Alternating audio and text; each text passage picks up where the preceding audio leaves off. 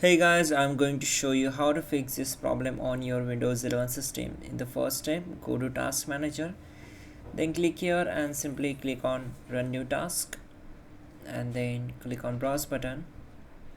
After that, we need to open C drive, then open Windows folder,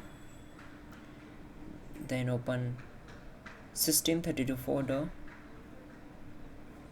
Now find out cmd.exe file, simply select it and click on open.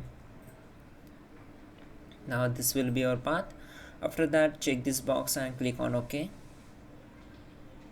Now type these two commands. Type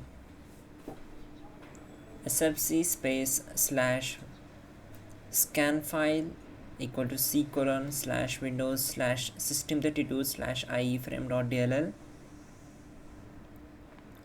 Then type sfc space slash verify file equal to c colon slash windows slash system32 slash ieframe.dll.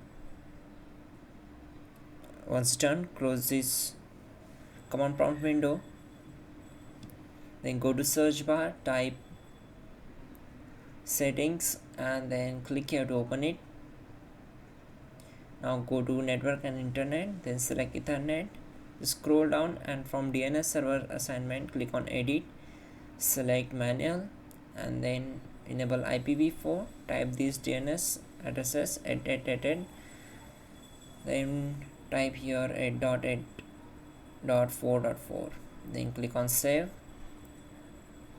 and close this. And let's move to the last step.